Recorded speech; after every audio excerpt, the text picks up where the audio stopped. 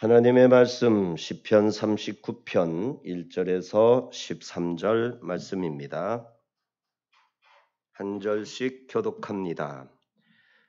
내가 말하기를 나의 행위를 조심하여 내 혀로 범죄하지 아니하리니 악인이 내 앞에 있을 때에 내가 내 입에 재갈을 먹이리라 하였도다. 내가 잠잠하여 선한 말도 하지 아니하니 나의 근심이 더 심하도다. 내 마음이 내 속에서 뜨거워서 작은 소리로 읊조릴 때에 불이 붙으니 나의 혀로 말하기를 여호와여 나의 종말과 연한이 언제까지인지 알게 하사 내가 나의 연약함을 알게 하소서. 주께서 나의 날을 한 뼘 길이만큼 되게 하시매 나의 일생이 주 앞에는 없는 것 같사오니 사람은 그가 든든히 서 있는 때에도 진실로 모두가 허사뿐이니이다. 진실로 각 사람은 그림자같이 다니고 헛된 일로 소란하며 재물을 쌓으나 누가 거둘는지 알지 못하나이다. 주여 이제 내가 무엇을 바라리요 나의 소망은 주께 있나이다. 나를 모든 죄에서 건지시며 우매한 자에게서 욕을 당하지 아니하게 하소서. 내가 잠잠하고 입을 열지 아니함은 주께서 이를 행하신 까닭이니이다. 주의 징벌을 나에게서 옮기소서. 주의 손이 치심으로 내가 쇠망하였나이다. 주께서 죄악을 책망하사 사람을 징계하실 때에 그 영화를 좀먹음같이 소멸하게 하시니 참으로 인생이란 모두 헛될 뿐이니이다. 여호와여 나의 기도를 들으시며 나의 부르짖음에 귀를 기울이소서. 내가 눈물을 흘릴 때에 잠잠하지 마옵소서. 나는 주와 함께 있는 나그네이며 나의 모든 조상들처럼 떠오르나이다. 주는 나를 용서하사 내가 떠나 없어지기 전에 나의 건강을 회복시키소서. 아멘. 기도합니다. 거룩하신 아버지 하나님, 오늘도 주의 제단에 모여 기도를 드리나이다. 기도하고 우리의 간절한 마음을 주께 아뢰기 전에 먼저 하나님의 음성을 듣고자 합니다. 우리의 찬양을 받으시기를 기뻐하시는 하나님이시여 우리가 주의 말씀 받기를 즐거워하나이다. 우리의 기쁨은 은혜로우신 주님의 생명의 말씀이 우리 안에서 교회 안에서 하나님이 지으신 창조 세계 속에서 살아 역사하고 능력을 나타내시며 큰 권능으로 친히 다스리심이오니 오늘 말씀을 통해서 그 기쁨 한량없게 하옵시고 하나님께 큰 영광이 되고 우리에게 큰 소망이 되는 복된 시간이 되게 하여 주옵소서. 질병으로 고통 중에 있는 우리의 형제 자매들이 있나이다. 상한 마음과도 같이 어찌할 바 모르는 길 잃은 양떼들처럼 방황하는 유리하는 교회들이 있나이다. 하나님께서 아시오매 불쌍히 여겨주시고 우리 구주 예수 그리스도 잃은 양 찾아 멀고 먼 곳 산 골짜기 깊은 골짜기와 높은 산에도 찾아가셔서 건지시는 우리 주님이시오니 그 사랑으로 어루만져 주시고 심령을 붙잡고 위로하사 세임없게 하시며 하나님의 말씀을 사모하여 하나님 전에 달려 나올 수 있게 하옵소서. 마음에 원하는 간절한 심령의 소원을 주님 앞에 기도하는 백성들 되게 하시옵고 살아계신 하나님의 응답과 그 베풀어 주신 사랑을 영안으로 보고 귀로 들을 수 있는 믿음의 사람들 다 되게 하여 주옵소서. 이 시간에 주님 홀로 영광 받으시고 친히 말씀하시오며 듣는 자가 은혜 받게 하옵소서. 전하는 입술도 주장하여 주옵소서. 예수님의 이름으로 기도하옵나이다. 아멘. 오늘 39편 다윗의 시 영장 여두둔으로 한 노래. 여두둔의 법칙에 맞춘 노래. 여두둔 하면 사람 이름입니다. 에단이라고 나오기도 하는데 다른 이름일 가능성이 없잖아 있지만 에단과 여두둔은 동일한 인물이라고 보여집니다. 아삽, 헤만과 함께 삼총사입니다. 합창 지휘자의 중에 한 사람입니다.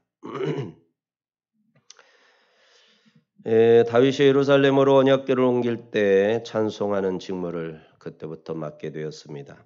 노래하는 자로 나타나고 노재금을 크게 치는 자, 수금을 타는 자 등으로 묘사됩니다. 또 여두둔은 왕의 선견자로 활동하기도 합니다. 모두 한 사람으로 보여집니다.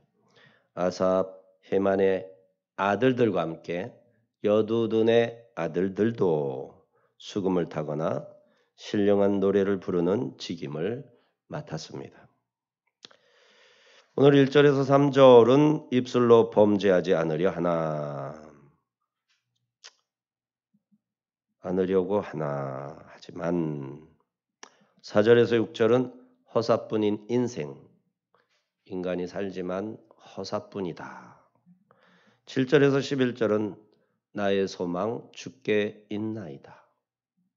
12절에서 13절 내가 떠나 없어지기 전에 나의 건강을 회복시켜 주소서. 이러한 내용으로 시편이 내용이 전개됩니다. 먼저 1절에서 3절 입술로는 범죄하지 않으려 하지만 다윗의 인생의 짧은 날들을 놓고 하나님께 단언을 올리던 시기를 회상합니다. 이 시편은 과거에 있었던 기도를 다시 그때 독백했던 것 이래이래 말했었지. 이래이래 기도했었지. 하면서 지금 나의 병에서 고쳐주소서. 이렇게 구조입니다. 그러니까 한 자리에서 한 사건을 놓고 기도하는 식이 아니라 병 중에서 지난 날을 돌아보면서 자신의 죄를 돌아보면서 자신의 인생을 돌아보면 인생이 너무나도 짧아요. 이 짧은 인생이 허무한데 자기는 지금 죽게 됐어요. 그러니 허무한 인생이 짧기까지 하니 이 얼마나 덧없어요. 그런 상황에서 하나님께 부르짖는 기도임을 시 내용에서 발견할 수 있습니다. 기도자로서의 자기 점검을 중요시했는데요. 여기서 더욱 그렇습니다. 특별히 악인과 대면할 때 그들을 상대하다가 입이 부정해질까를 늘 조심합니다. 그리고 기도하는 것이지 그냥 막 살다가 와서 기도하는 게 아니라 이 말이죠. 악한 자들은 자기 혀로 하나님께 대들고 범죄합니다. 욥기서에 보니까 이 모든 일에 욥이 범죄하지 아니하고 하나님을 향하여 원망하지 아니하니라. 욥의 조심한 입술 말이죠. 2장 10절 같이 읽겠습니다. 시작. 그가 이르되 그대의 말이 한 어리석은 여자의 말 같도다. 우리가 하나님께 복을 받았은즉 화도 받지 아니하겠느냐 하고 이 모든 일에 욥이 입술로 범죄하지 아니하니라. 악한 자들은 입술로 이렇게 대놓고 하나님을 대들어서 범죄하지만 의인들도 종종 입술로 범죄합니다. 고통을 당하는 자신을 비웃는 악한 자들, 나는 지금 힘든데 그거를 조롱한다 이거죠. 약하다는 것을 약점을 빌미로 공격을 하는 거죠. 그러면은 그 사람을 놓고 어떻게 해야 됩니까? 그냥 참다가 내가 돌아버릴 것 같으면 어떻게 돼? 어쨌든 빠져나오기 위한 방법으로 저주를 하게 되는 것이죠. 하나님 하면서 막 저주를 퍼붓는 것이죠. 근데 이게 참 무서운 거죠. 그 사람이 입이 무서운 게 아니라 그 말을 듣고 역사하시는 하나님이 무서운 거죠. 그러니까 참 조심해야죠. 그런데 이것이 뭐 죄라기보다도 자신을 비웃는 악한 자들을 어디까지 저주하느냐, 어디까지 저주하느냐. 사람이 하나님께 그저 간청할 때는 저주가 아니죠. 하나님의 주권에다가 호소하는 거. 저 억울합니다, 하나님. 저 잘못 없습니다, 하나님. 그런데 저들이 저에게 누명을 씌우는데 그 누명을 씌우는 게 고입니다. 정말 그 사람들 나쁩니다. 그들을 벌하여 주옵소서. 이게 하나님께 탄원을 하는 거니까 기도의 특권이죠. 그거 잘못된 거 아닙니다. 그런데 하나님이 하실 일을 할 때 하나님이 행해야 할 심판을 해버리는 거죠. 그거는 하나님의 자리에 내가 앉아서 의사봉? 재판 무슨 봉이라고 하죠? 이거를 때리는 거 아니에요. 하나님이 때리고 의사봉을 딱 휘둘러야 되는데 내가 그냥 재판까지 심판관의 역할까지 다 하는 거지요. 이게 저주가 죄가 되는 경우입니다. 예를 들어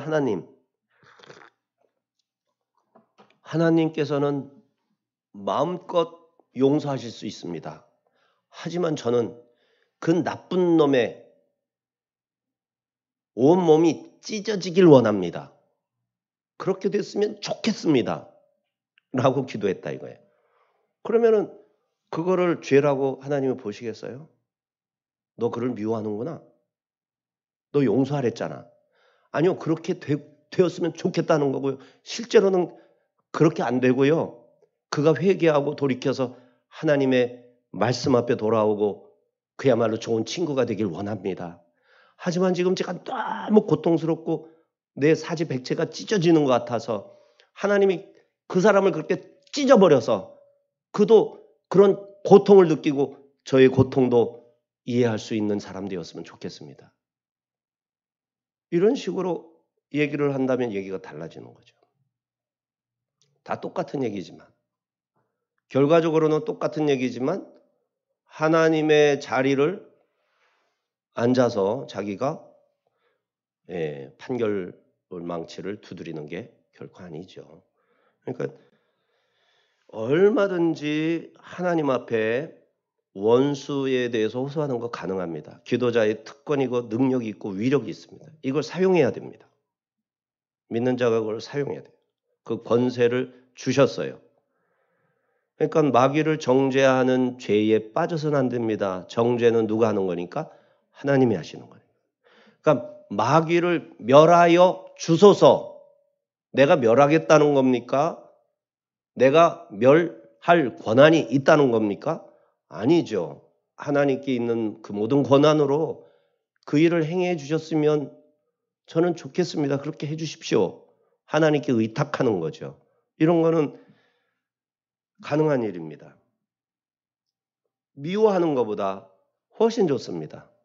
증오, 미움 이런 것들이 죄가 되는 것은 그 미움이라는 것으로 그를 정죄하고 판단할 때 내가 하나님의 자리, 하나님이 행하실 일을 하는 것이기 때문이라는 점을 잊지 말아야 됩니다. 1절에서 3절을 같이 읽습니다. 시작. 내가 말하기를 나의 행위를 조심하여 내 혀로 범죄하지 아니하리니 악인이 내 앞에 있을 때에 내가 내 입에 재갈을 먹이리라 하였도다. 내가 잠잠하여 선한 말도 하지 아니하니 나의 근심이 더 심하도다. 내 마음이 내 속에서 뜨거워서 작은 소리로 읊조릴 때에 불이 붙으니 나의 혀로 말하기를. 이렇게 우리는 악인들과 조우에서 살아가기 때문에 말과 행동을 조심해야 됩니다. 입으로 죄를 짓지 않기 위해 괜한 시비를 피하려고 오늘 다윗은 입에다가 재갈을 물리고자 하는 것이죠. 시비가 커지니까요. 사소하게 넘어갈 수 있는 거를 괜히 잘못 따지다가 일이 커지니까요.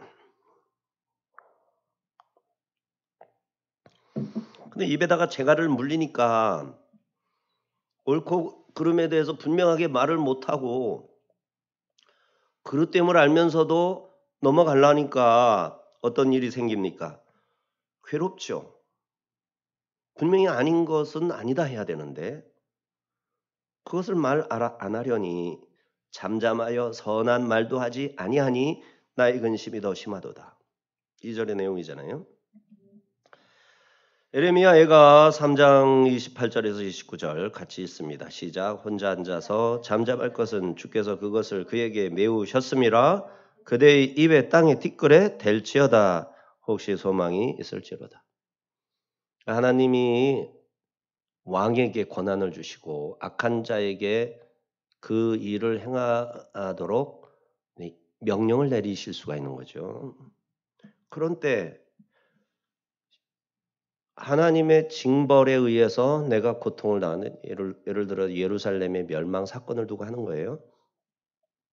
느부갓네살을 통해서 멸망을 시키는데 느부갓네살을 나를 죽이고 나를 미워하고 내가 사는 성을 지금 침략하고 무너뜨리려고 한다고 해서 무슨 방법이 있느냐? 없어요. 하나님이 시켰기 때문에.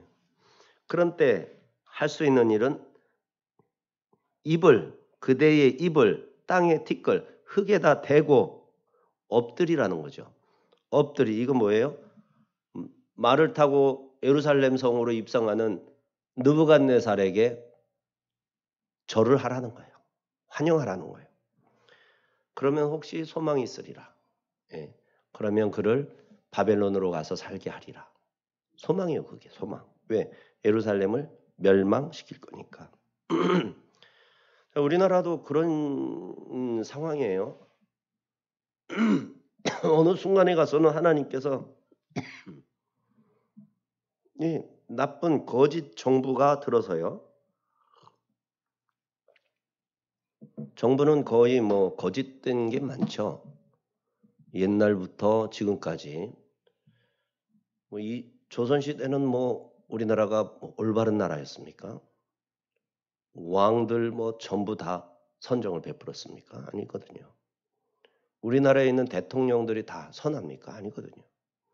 그중에 악하고 덜 악하고 선하고 아주 많이 선하고 이 정도가 있는 거지 완전한 왕이 우리에게 주어지겠어요? 그런 건 아니잖아요. 그러니까 하나님께서 그들을 세워서 우리를 벌 주실 수가 있어요. 마지막 순간에는 그들 앞에 머리를 숙여라. 혹시 소망이 있을지 모른다. 예레미야 선지자에게 하신 말씀과 같은 메시지를 우리가 줄 때가 있습니다. 하지만 믿는 사람끼리, 이스라엘 백성끼리, 하나님의 백성끼리 옳지 못한 일을 할 때 예레미야는 입 다물지 않았어요. 예레미야 20장 9절을 볼까요? 시작. 내가 다시는 여호와를 선포하지 아니하며 그의 이름으로 말하지 아니하리라 하면 나의 마음이 불붙는 것 같아서 골수에 사무치니 답답하여 견딜 수 없나이다. 느부갓네살한테 너 니네 나라 돌아가란 말이야. 이거 말 안 했기 때문에 답답하게 견딜 수 없는 건가요? 아니죠. 이스라엘의 지도자들이, 예루살렘의 지도자들, 제사장들, 하나님의 종들이, 하나님 백성들이 하나님 앞에서 그 말씀을 위배하고 거역하고 목이 곧고 가난하고 힘없고 연약한 사람들을 착취하고 그들의 것을 빼앗고 이러는 것을 볼 때 하나님의 메시지, 이 예루살렘은 멸망할 거야. 너희들의 악에 대한 하나님의 심판이 있을 거야. 이 말을 해야 되는데 하면 듣지를 않으니 말을 안 해보는 거예요. 안 하면 답답해서 견딜 수 없는 거예요. 이게 선지자의 마음인 거예요. 자, 다윗에게도 그런 마음 있는 거죠. 지금 임금님이 장인어른이야. 그런데 이 어르신이 막 제사를 이상하게 드리고, 응? 그리고 하나님 앞에 불경스러운 일을 너무 많이 한단 말이에요. 한 가족이고 한 자리에서 식사를 하고. 근데 이걸 어떡하냐고. 왕이고 장인이고. 그러니까 말을 꺼냈다 하면 이거는 창이 날라올 기세 등등 하니까 말을 못하는 거죠. 그럼 어떻게 해? 답답하고 병이 드는 겁니다. 너무 답답해서 다윗이 중한 병에 시달리게 됩니다. 다윗에게 죽음이 가까이 다가와 있습니다. 자, 4절에서 6절 병들어 죽어가는 다윗이 자신의 인생을 돌아보면서 화사뿐이다 얘기합니다. 하나님께. 기도자는 인생이 얼마나 짧은지에 대하여 잊지 않고 싶어합니다. 진지하게 인생을 의미 있게 살고 싶어합니다. 그런 이유로 자신의 수명이 아직 여유가 있는지 아니면 금방 죽을 것인지 가르쳐달라고 합니다. 4절 보세요. 시작. 여호와여 나의 종말과 연한이 언제까지인지 알게 하사 내가 나의 연약함을 알게 하소서. 내가 이제 곧 죽는데 하나님이 작정하신 순간이 1시간 뒤란 말이에요. 그러면 1시간 동안 내가 할 일이 있는 거예요. 그러면 다른 생각 할 것도 없죠. 1시간 동안. 뭐 멀리 있는 자식을 생각하는 것도 다 필요 없죠. 오라고 막 전화하고 이거 뭐 무슨 소용 있어요. 전화해봐야. 그때는 오라고 전화하지 않고 목소리라도 듣고 싶어서 전화하는 시기잖아요. 그동안 뭐 있었던 일 없었던 일 다 하고 빨리 오너라. 부산에서 여기까지 오려면 6시간 7시간 걸리는데 오라고 할 수가 있고 1시간 있다 죽을 건데 그때는 오는 과정은 다 생략하고 목소리라도 듣는 거예요. 아들아 너의 목소리 좀 듣고 싶구나. 한마디만 해보렴. 내가 너에게 딱 한마디만 하겠다. 그리고 전화 끊는 거예요. 왜? 둘째 아들에게 전화해야 되니까. 셋째 아들에게 전화해야 되니까. 1시간밖에 없을 때는 다 할 수가 없는 거예요. 그러니까 내가 언제 죽을지 가르쳐 주시면 그 일만 딱 하겠습니다. 근데 언제 죽을지 모르니까 뭘 어떻게 해야 될지 몰라. 어때요? 죽을 날을 알면 좋은 상황입니까? 아니면 그냥 안 죽기만을 바라는 상황입니까? 어차피 죽을 거 언제든 죽겠습니다. 그러는 상황입니까? 자, 이렇게 죽음에 대한 연한을 언급하는 것은 짧은 인생을 자칫 헛되이 보내지 않기를 바라는 소망이 있기 때문이다라고 볼 수 있어요. 무슨 해석이 여러 가지지만 마음에 안 듭니다. 자, 5절 다 같이 읽습니다. 시작. 주께서 나의 날을 한 뼘 길이만큼 되게 하심에 나의 일생이 주 앞에는 없는 것 같사오니 사람은 그가 든든히 서 있는 때에도 진실로 모두가 허사뿐이니이다. 정말 죽어가는 사람한테는 이런 말이 나오는 게 좋겠죠. 이런 말이 안 나오고 죽기 싫어, 죽기 싫어. 아글아글 쓰죠. 이제 장례식을 인도하기 위해서 화장터 이런 데 가게 되면 또 장례식장에 가게 되면 가족들이 이제 뒤늦게 이제 당도하시는 분들 있잖아요. 이제 보통 딸들이 그러죠. 막 웁니다. 막 울어. 아글아글 씁니다. 이제 믿는 집안에서는 그런 일을 이제 못 보기도 하죠. 하지만 그 중에 꼭 안 믿는 사람도 있고 죽음의 문제를 하나님께 완전히 맡기지 못한 사람의 입장에서는 쉬운 문제가 아니죠. 그래서 악을 쓰면서 죽지 말라고 왜 죽냐고 하면서 뭐 그냥 기리기리 이러는 경우가 얼마나 그 죽음 앞에서 안정을 찾기가 쉽지 않죠. 자, 이렇게 인생이 너무 짧다는 점만으로도 허무하기 짝이 없는데 다윗은 지금 병으로 인해 언제 죽을지도 모르니 더욱 허사인 것입니다. 자기 일생은 주 앞에서 없는 거나 마찬가지입니다. 무한을 사시는 하나님 앞에서 100년을 살아도 그것은 없는 거나 다름없죠. 무한 앞에 무한에다가 뭐를 비교하겠어요? 무한 앞에서 유한은 없는 거나 다름없어요. 무한이 있는 거죠. 유한이 있는 겁니까? 무한이 있는 겁니까? 무한이 있다면 유한은 없는 거예요. 자, 그다음에 이게 몇 절입니까? 6절인가 보네요. 6절 시작. 진실로 각 사람은 그림자같이 다니고 헛된 일로 소란하며 재물을 쌓으나 누가 거둘지 알지 못하나이다. 하루살이 같은 짧은 인생들이 애써 재물을 모았어도 그걸 좀 써보자 하면 죽음의 강을 건너야 하니 사람의 인생이 그림자와 같고 애쓰고 수고한 모든 것들이 헛된 일일 뿐입니다.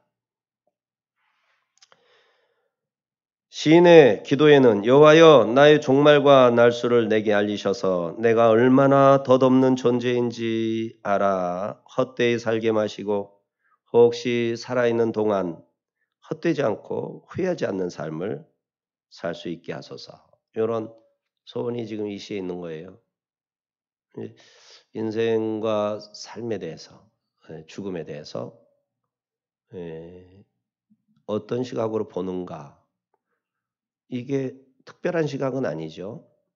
특별한 시각이 아니라 평범한 시각인데 이 평범함조차도 죽음이 임박하면 붙들기가 어렵다라는 게 이게 이제 난제죠. 살아 있으니까 이런 것도 생각할 수 있는 거죠. 7절에서 11절 나의 소망은 주께 있나이다. 하지만 하나님의 사람들에게는 소망이 있습니다. 곧 하나님이 함께 계시니 헛되지 않는 삶을 살 수 있다는 겁니다. 7절입니다. 시작. 주여 이제 내가 무엇을 바라리요? 나의 소망은 주께 있나이다.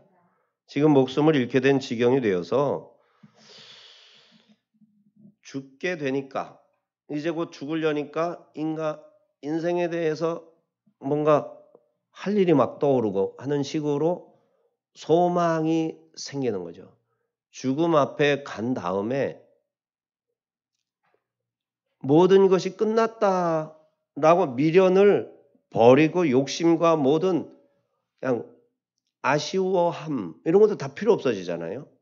예를 들어 가지고 무슨 사업을 하고 있는데 그 사업이 지금 대박 날 상황인 거야. 투자를 다 쏟아 부었어요. 이게 잘 되면 대박 나. 날지 안 날지 모르지만 잘 되면 대박 나. 그것이 허물어지지 않기 위해서 할 수 있는 최선을 다해. 잠도 안 올 정도로 모든 사람에게 전화도 하고 해가지고 잘 지금 해내고 있어. 근데 지금 끝났습니다. 당신 곧 죽습니다. 의사한테 이제 선언을 들은 거예요. 그 전까지는 그 사업에 대해서 얼마나 노심초사했겠어요? 꿈도 있었겠죠. 그것으로 벌어들일 돈도 한번 계산해 봤겠죠. 그걸로 땅도 사보고 집도 사봤겠죠. 그리고 나를 섭섭하게 했던 사람들한테 그냥 다 보란 듯이 정말 그걸 전화위복 막 해버린 그런 상황도 상상을 했겠죠. 근데 당신이 이제 죽습니다 한 거예요. 그러니 여지까지 그게 될까 안 될까 막 하던 것이 탁 놔지면서 다 필요 없다고 하면서 그 고민, 잠 못 잠, 그 조바심을 냈던 모든 것이 싹 사라지는 순간 안 보이던 게 보이기 시작하는 거죠. 인생이란 뭐지? 그렇게 해서 내가 부자가 됐더라면 그걸로 내가 뭐 어쩌자는 거였지? 어린 시절에 그 소박한 꿈은 어떻게 된 건가? 소중한 정말 놔버리지 말아야 하는 그런 소중한 한 사람 한 사람에 대해서 내가 어떻게 했지? 무슨 짓을 한 거야 내가? 도대체 내가 뭔 짓을 한 거야? 이걸 수습할 방법이 없잖아. 이게 어떻게 된 거지 이거? 이러면서 안 보이던 게 보이니까 드디어 이제 해야 할 말을 하게 되는 거지. 응? 무슨 해? 무슨 해? 해야 할 말. 당신은 나한테 나 뭐 해라고 하면은 목사로서 이거는 자격 비달이다. 그렇지만 우리가 다 아는 바와 같이 해, 네? 사랑해. 오늘 설교가 좀 이상하다. 이런 말이 좀 잘 안 들어가는데. 그렇죠? 그게 오히려 더 성공적인 거죠. 빌딩을 사가지고 막 떵떵거리면서 하는 거, 그거를 가지고 막 한 것보다 곁에 있는 소중한 사람에게 꼭 해줘야 할 그 말 한마디 하는 게 훨씬 성공적인 인생이 될 수가 있는 거 아니겠어요? 자, 그래서 나의 소망은 주께 있나이다. 뭘 발견한 겁니까? 죽음에 임박해서야 나에게 가장 소중한 거는 성공도 돈도 그리고 지위도 명예도 아니었어. 뭐였죠? 주님이었어. 하나님 한 분이었어. 그래서 하는 말이 주께 소망이 있나이다. 그러면서 주님께 소망이 있는 까닭을 얘기하죠. 그 까닭은 뭐예요? 주님이 나의 모든 부족함, 허물, 죄악, 미흡함 이런 거 어떻게 하신다? 완전하게 하시는 거죠. 사함, 죄 사함. 이거를 발견하는 거죠. 그게 분명해지는 거죠. 8절상 나를 모든 죄에서 건지시며. 이렇게 하나님께서 자신의 죄를 사하실 의향이 있으신 분임을 안 것입니다. 시인이 자신의 억울한 사정을 하나님께 맡기고 입을 조심하고 자구책을 구하려 덤비지 않는다면 하나님께서 자신의 괴로움을 끝장내 주시고 적들의 소란을 잠잠하게 만드실 것입니다. 할렐루야죠. 이제 금방 죽지만 이렇게 된다면 죽어도 여한이 없을 수가 있는 거다라는 거죠. 8절 하에서 9절까지 시작. 우매한 자에게서 욕을 당하지 아니하게 하소서. 내가 잠잠하고 입을 열지 아니함 주께서 이를 행하신 까닭이니이다. 그런데 우매한 자들은 시인을 모욕할 거 아닙니까? 그들은 하나님의 저주가 큰 사람들이죠. 그런 까닭은 이 다윗이 병든 것을 저주로 생각하는 거예요. 다윗에게 숨은 죄가 크기 때문이라고 악인들이 다윗을 조롱하고 있는 겁니다. 하지만 우매한 자는 누구예요? 죄사함의 주님께 소망을 가진 자가 우매한 게 아니라 소망이 주님께 있다라는 사실도 그가 내 죄를 사해서 의롭다 인쳐주실 것을 모르는 자, 그들이 우매한 자들이죠. 하나님을 인정하지 않는 자들이 어리석은 자들입니다. 시편 14편 1절 시작. 어리석은 자는 그의 마음에 이르기를 하나님이 없다 하는도다. 그들은 부패하고 그 행실이 가증하니 선을 행하는 자가 없도다. 다윗 역시 자신의 질병과 고난이 죄에 대한 하나님의 징벌이라 생각하고 있습니다. 10절에서 11절에 나타납니다. 시작. 주의 징벌을 나에게서 옮기소서. 주의 손이 치심으로 내가 쇠망하였나이다. 주께서 죄악을 책망하사 사람을 징계하실 때에 그 영화를 좀먹음같이 소멸하게 하시니 참으로 인생이란 모두 헛될 뿐이니이다. 이렇게 시인은 자신의 죄로 인하여 징벌이 왔다고 믿고 있습니다. 그럴지라도 하나님께 용서를 비는 자는 하나님으로부터 사함을 받고 치유를 얻는 것이다. 확신하고 있습니다. 우리 모두 확신하고 있죠? 네, 하나님께 소망이 있어요. 이거는 자꾸 들어야 돼요. 우리가 기억력으로 해결되는 부분이 아니에요. 그러니까 저도 인생을 살면서 깨달은 게 뭐냐면은 어린 시절에 중고등 시절의 기억력이 굉장히 좋았던 것 같아요. 그래서 뭐 이런 수학책을 이렇게 보면 여기에 공식 같은 게 있으면 그게 이제 사진이 또 찍히는 그런 방식 있잖아요. 그런 게 생각이 나가지고 시험을 볼 때 더듬더듬 이렇게 답을 쓰는 뭐 많은 경우는 아니지만 어쩌다가 그런 것도 경험하고 그러니까 그런 순간순간 그런 잔머리 같은 거 순간 기억력 이런 게 조금 있었던 것 같아요. 그래서 이제 시험 점수가 의외로 굉장히 좋게 나오고 그게 작동이 걸리는 시간이 뭐 한 일주일 되면 좋은데 그게 아닌 거죠. 불과 10시간 이내, 5시간 이내. 그 사이에 공부한 거는 이제 머리에 남아 있는 거죠. 이런 식으로 이제 공부를 했던 기억이 있는데 참 좋은 공부법은 아니지만 그렇게 해서 많이 시험을 보면 그게 이제 축적이 돼 가지고 나의 베이스 지식이 되는 거죠. 그래서 학교 교육이라는 게 아주 굉장히 어쨌든 간에 도움이 되기는 하죠. 그런데 기억력이 감퇴되고 생각이 안 나요. 불과 3초 전에 생각했던 것이 기억이 안 나요. 그리고 막 엉망진창으로 막 섞여져 있어 가지고 생각을 정리를 할 수가 없어요. 그 증상이 잠을 충분히 자지 못한 관계로 많이 더 증가하고 있는 것을 제가 개인적으로 느껴요. 그런데 그것 때문에 조급하거나 안타깝거나 전혀 그런 것도 없어요. 왜냐하면 기억력이라고 해도 있다고 해도 그 내 게 아니란 말이에요. 기억이 된다고 해서 내 게 아니라고. 언젠가는 사라질 거라고 내 속에서. 내게 있는 것이 무엇이냐가 중요한 거예요. 그 무엇인가는 또 주님이냐 아니냐가 중요한 거예요. 그러니까 내가 예수님을 구주로 고백하느냐 마느냐 이게 중요한 거지. 아무리 아는 게 많아도 예수님이 나의 구주라는 사실이 지식의 파편으로 내 머릿속에 콕 박혀 있어. 하지만 그것은 지식의 파편일 뿐이에요. 창고에 저장되어 있는 하나의 지식일 뿐이라면 그럼 그게 구원하고 관계 있을까요? 아닐 수 있잖아요.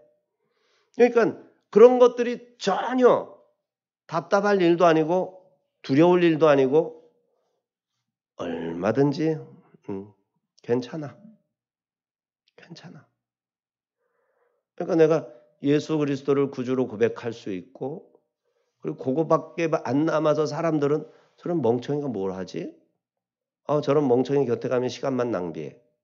하고 내 곁을 다 떠나는 한이 있더라도 내가 주님을 잊지 않는 다음에야 무슨 상관이 있어요? 주님이 내가 친구로서 주님과 함께하고 있는데 이게 이제 신앙의 한 면모로 더 견고하게 자리를 잡는 거죠. 다 잊어버리면서. 그러니까 너무 그렇게 기억력이 감퇴한다고 우리 박미경 사모님 안타까워 안 하시죠? 그렇다고 기억력이 쌩쌩하다고 기억력이 어눌한 사람을 답답해하거나 무시해서도 안 되겠죠. 그죠? 네. 지금 온라인 예배 드리시는 분은 사모님 혼자 계신가 보다 생각할 수도 있는데 그런 건 아니에요. 혜연이 선생님도 있고 예슬이 선생님도 있고 이무경 권사님도 있고 엄청난 천군 만마가 함께 예배드리고 있습니다. 어디까지 했더라? 알아요. 자, 그러면 10절에서 11절을 읽읍시다. 시작. 주의 징벌을 나에게서 옮기소서. 주의 손이 치심으로 내가 쇠망하였나이다. 주께서 죄악을 책망하사 사람을 징계하실 때에 그 영화를 좀먹은 같이 소멸하게 하시니 참으로 인생이란 모두 헛될 뿐이니이다. 다윗이 비록 하나님 앞에서 잠잠할지라도 이미 그는 자신의 운명을 전환시켜달라고 하나님께 간구하고 있는 중입니다. 쇠망, 죽음, 이 끝이 아닙니다. 다윗의 이 시편을 읽다 보면 다윗이 죽음에 대해서 모든 것이 끝나는 상태, 소멸되는 상태, 무로 돌아가는 상태로 생각하지 않는다는 것을 느끼게 됩니다. 다윗은 부활이라는 것을 전제하고 있음을 알게 됩니다. 쇠망, 영화가 좀먹는 것입니다. 소멸, 영화가 소멸하는 겁니다. 다윗의 영혼, 생명, 존재가 소멸되는 게 아니라 그 존재의 빛이 사그러들 뿐입니다. 그 빛은 다시 빛을 발하게 될 겁니다. 부활이라는 거죠. 이 땅에서 인생은 헛된 겁니다. 그러나 이 땅에서 인생이 빛을 받고 소생하는 순간 허망하고 헛된 줄 알았던 그 인생의 참된 가치가 그제서야 나타나게 되는 거죠. 믿으십니까? 12절 13절 내가 떠나 없어지기 전에 나의 건강을 회복시키소서. 다윗은 고통 중에 지금 부르짖는 중입니다. 사람들은 기도할 힘도 없다고 말하곤 합니다. 기도해요. 기도할 힘도 없어요. 다윗 보고 다윗 힘들지요. 기도해요. 기도할 힘이 없어요. 그런데 기도할 힘이 없으니 더 기도해야 돼요. 하고 더 기도하는 사람이라는 거예요. 기도할 힘도 없다는 게 얼마나 심각합니까? 심각하면 심각할수록 더욱 기도해야 할 필요를 느끼는 사람, 그런 사람이 바로 다윗 같은 사람이죠. 더욱 간절히 부르짖습니다. 부르짖음의 귀를 기울이소서. 시작. 내 귀를 기울이소서. 내가 눈물을 흘릴 때 잠잠하지 마옵소서. 나는 주와 함께 있는 나그네이며 나의 모든 조상들처럼 떠도나이다. 주는 나를 용서하사 내가 떠나 없어지기 전에 나의 건강을 회복시키소서.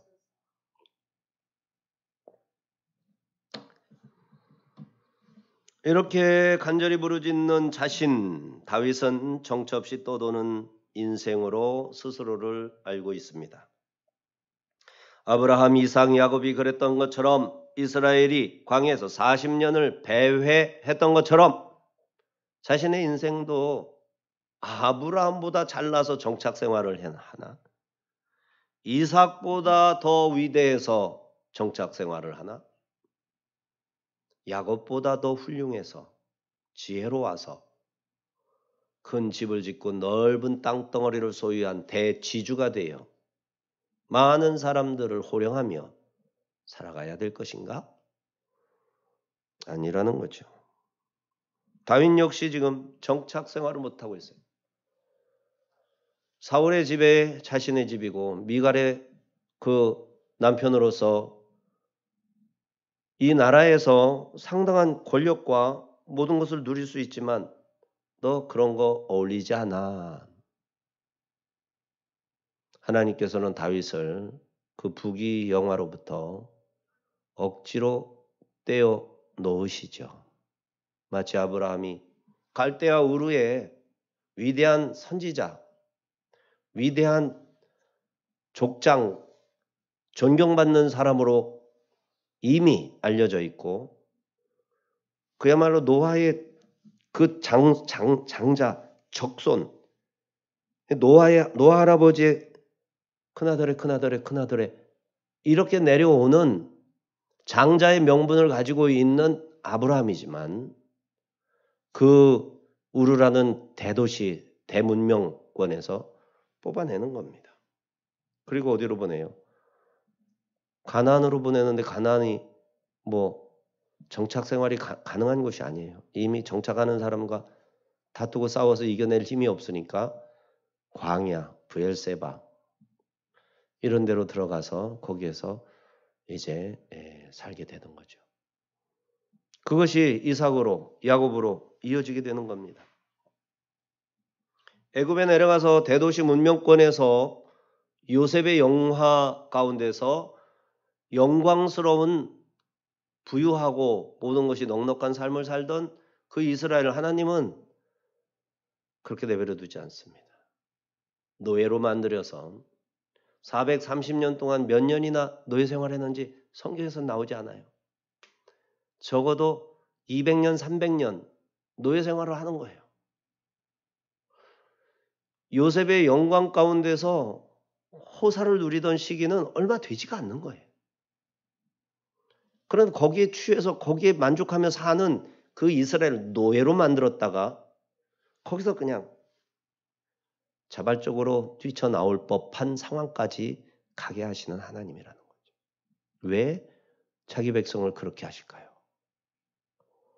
넓디 넓고 훌륭하고 번쩍거리고 그야말로 초인류 엄청난 문명의 이기들 앞에서 그 모든 것을 누리고 지혜롭다, 똑똑하다, 스마트하다, 아 정말 멋지다, 짱이다 이런 소리를 들어가면서 멋있게 불신자들에게 믿음의 우월감 이런 것들을 보여주면서 저절로 전도되게 하는 거 이게 전도자들의 소망인데 그거는 엉터리 꿈이죠. 거기에서 벗어나서 전도의 참된 의미를 깨닫기 전까지는 전도도 아닌 거죠. 그거는. 그러니까 성경을 보면서 우리가 신앙생활을 다시 재조정하고 이 세팅을 다시 해야 됩니다. 너무나도 많은 부분이 어그러져 있어요.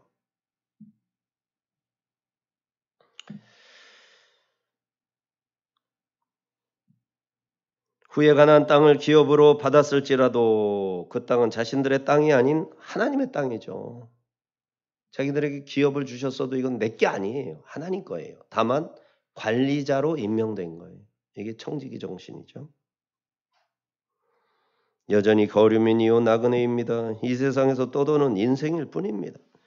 그래서 우리가 살아가면서 인생을 살아가면서 이제 소유권에 대한 신앙적 이해가 불가능하면 사실 그 천국에 대한 이해도 부족한 거랑 똑같아요. 이 세상에서 소유권이 내 거다, 네 거다 해서 하나님 거다가 명확해야 됩니다. 근데 이 하나님 거가 누구에 의해서 하나님 거로 되느냐의 문제가 청지기의 문제인 거예요. 그래서 내 앞으로 내 이름으로 땅이 많아져야 됩니다. 이용재가 땅을 많이 가져야 됩니다. 대한민국 전체를 이용자가 삽벌해야 돼요. 왜 그래야 돼요? 하나님 거가 되기 위해. 이상합니다. 김미경으로 합시다. 김미경이가 이 땅덩어리 대한민국을 다 가지고 있어. 하나님 거라고 안 해. 지 거라고 그래. 그럼 어떻게 해야 돼요? 이용재가 돈을 많이 벌어가지고 이용재도 별로다. 최용재로 합시다. 최용재가 돈을 많이 벌어가지고 딱 사가지고 하나님 거로 돌려놓는 이런 청지기 정신. 땅에 대한 올바른 성경적 이해가 있어야 되는 거예요. 목사가 돼서 그런 거야 이제 목회자로서는 좀 그렇지만 내가 목회자가 아닌 평신도라면 좀 더 그 부분에 대해서 사실 더 새겨야 돼요. 담대해져야 돼요. 내가 많이 가져야 된다. 내 것이 아니라 하나님 것 되게 그 결정권을 뺏기지 않기 위하여 온전히 하나님 것이라는 것을 못 받기 위하여 그 권리를 내가 차지하리라. 그러나 그것은 내 게 아니라 하나님 거다. 그 이름을 정확하게 이혜연, 이예슬, 전부 아파트, 계양산 다 그냥 다 내 이름으로 소유하는 거예요. 그래서 주의 것 삼는 거죠. 내 것 아닙니다. 하나님 겁니다. 하나님이 저에게 맡기신 겁니다. 하나님이 맡기셨기에 하나님의 뜻대로 이것을 지켜야 되고 사용해야 됩니다. 악으로부터 악한 자들의 전횡으로부터 하나님의 이름이 보호받고 하나님의 뜻이 실현되어 이것이 주님이 명하는 곳에 다 유통 흘러가게 해야 됩니다. 그래서 저는 이것을 지킵니다. 그래서 제가 이것을 구입했습니다. 그 일을 하려고 내가 이걸 내 이름으로 등기했습니다. 이것이 이제 신앙인의 자부심, 가져야 됩니다. 근데 사업하는 사람들이 이 마음, 이런 생각을 기본적으로 가질 수만 있다면 얼마나 좋을까요? 잘 안 되는 것 같아요. 생각조차 안 되는 것 같아요. 성경을 안 읽으니까. 이게 인간의 아이디어예요. 성경을 읽다 보면 개념적으로 믿음에 근거해서 떠오르게 되는 거죠.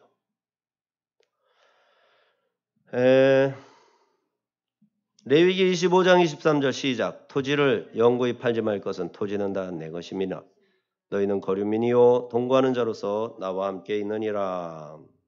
그러니 잠시뿐인 인생이 하나님의 용서를 경험하고 건강이 회복되면 하나님의 구원과 죽은 자의 부활이 증거될 것 아니겠습니까? 그래서 다윗은 지금 나를 살려주십시오 하고 부르짖는 겁니다. 혹시 짧다면 죽을 날이 언제인지 가르쳐 주십시오. 그러면 모든 인생이 헛된데 그 짧은 순간에 헛된 것에 노력을 하지 않고 보다 우리 주님 앞에 그 시간에 맞는 용도로 사용하겠습니다. 나에게 100시간이 있다면 하나님께서 100시간에 맞는 그 일로 주신 일, 하나님께서 주신 그 100시간으로 하나님을 향해 내가 사용하는 것이고 내게 주어진 시간이 단 1분이라면 하나님께서 주신 그 1분을 하나님께 가장 적절한 1분이 되도록 내가 사용하겠다라는 거예요. 그래서 그걸 가르쳐달라는 거예요. 여러분, 다윗의 생사에 대한 명확한 소명의식, 사명감. 어떻게 이 생명을 내가 관리하고 유지할 것이냐라는 점에서의 그런 뭐라고 그럴까? 다윗에게 있는 특별한 이런 인사이트 같은 거 우리가 이 시간에 조금 맛봤습니다. 조금 맛본 거예요. 그 신앙인으로 우리도 살아야 됩니다. 기도하십시다.